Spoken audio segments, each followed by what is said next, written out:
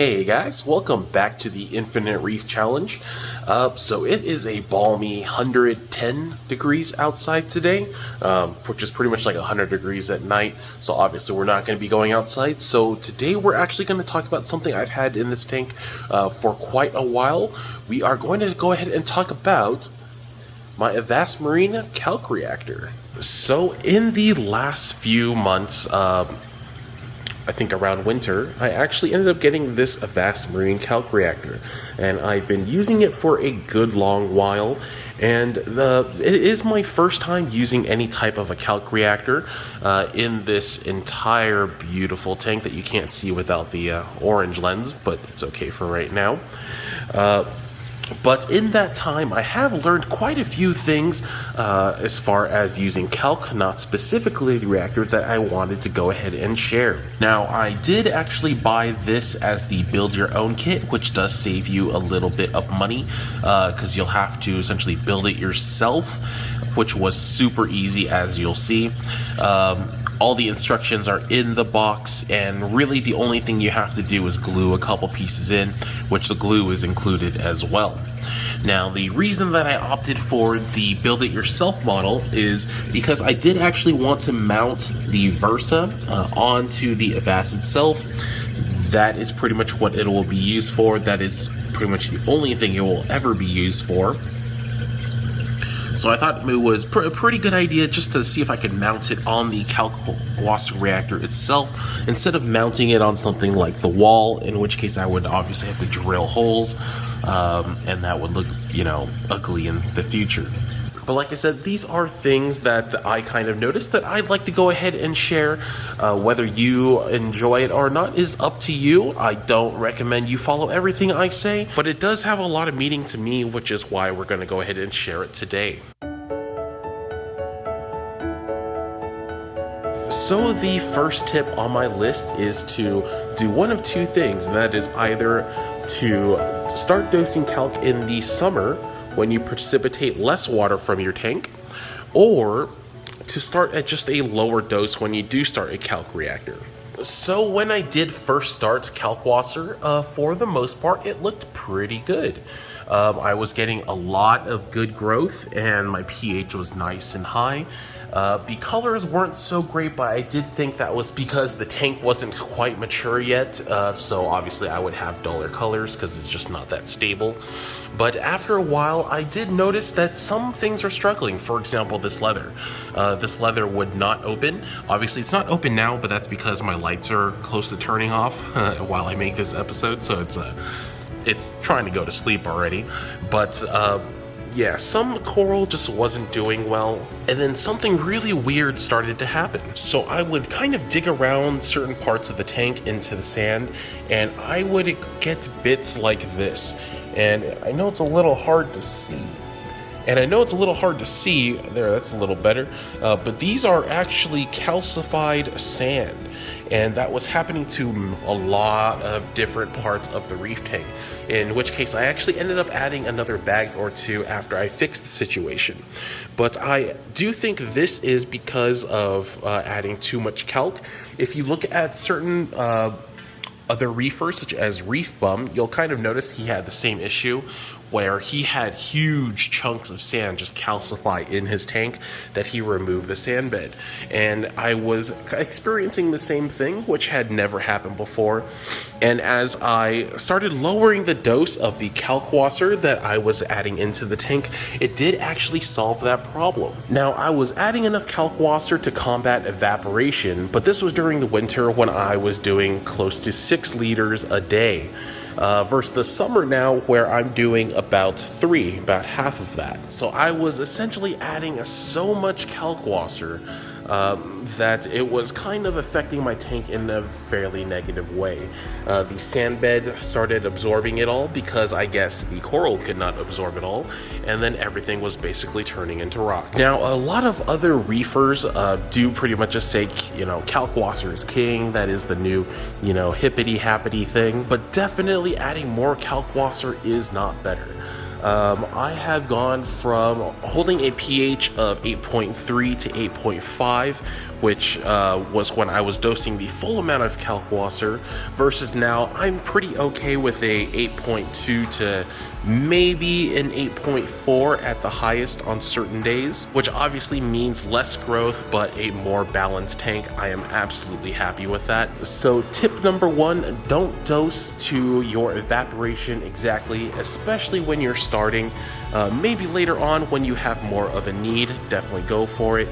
But when you're starting Kalkwasser, start slowly, or kind of what you expect your summer evaporation to be. Now, tip number two, which is actually more of a recommendation, is to not use Kalkwasser in an ATO style. So a lot of my friends have been asking, hey, how's this, calc reactor thing going? How's it working out? We thinking, we might switch to it also. And I say for the most part, it has been pretty good, but based on tip number one, which was the evaporation issue, because evaporation changes so heavily in my tank, between 3 to 6 liters during the winter, adding Kalkwasser to the ATO just really isn't a good option. Because of the evaporation, it's just going to pour so much Kalkwasser during the winter months versus the summer months. I really don't think it's worth it. Now, a lot of people obviously might not be able to afford, for example, like a Versa, but they could always, for example, dose. Even though it's not a continuous doser, I think dosing would be a lot better for consistency. I think even a 1 gallon milk jug that you slowly drip into the tank over, the course of a few days, even that would be a lot better than, for example, an auto top-off style, which would, pump water in your tank every hour. But like I said, it does change during the winter months when you're going to be adding a lot more water.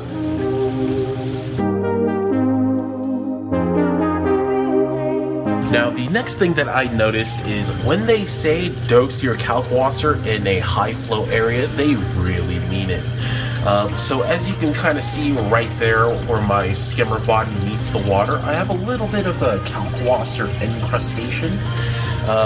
That actually happened because in the last few days I accidentally had the calc reactor shift a little bit and touch the skimmer body, and this little crust form right there on the corner. Now, what actually happens is if you do not, for example, have it in a very high flow area, you'll get that incrustation, which is kind of a waste of Kalkwasser. And also, you can see I tried dripping it in this tray as well, and it kind of built up here on the sides.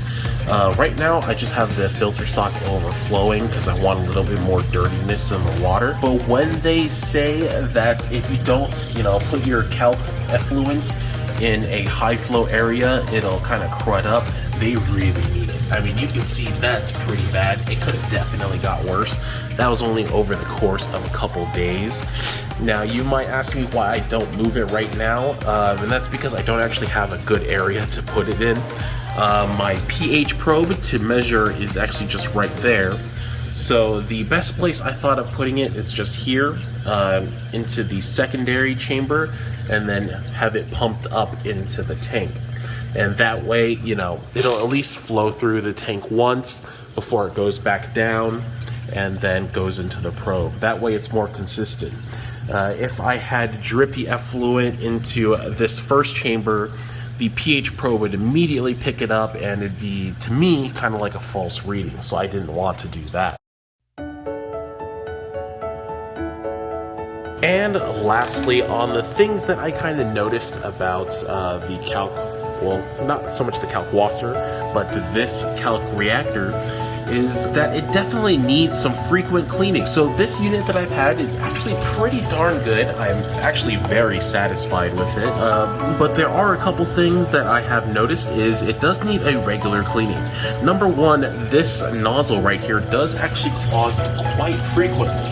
And not only at this front point, but also in this body right here.